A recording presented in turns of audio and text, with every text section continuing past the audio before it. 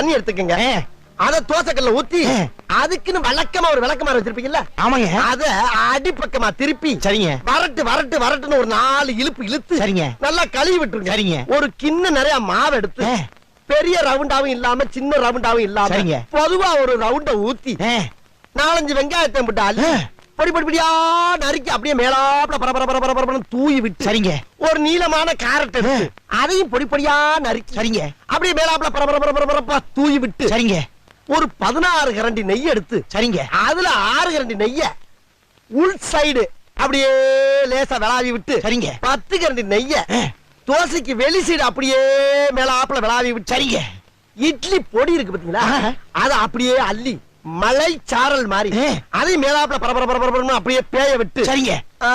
பொத்துனாப்ல அப்படி ஒரு பரட்டு இப்படி ஒரு பரட்டு அப்படி பரட்டி விட்டு அப்படியே ரெட்டி கலர்ல முருக விட்டு அழகா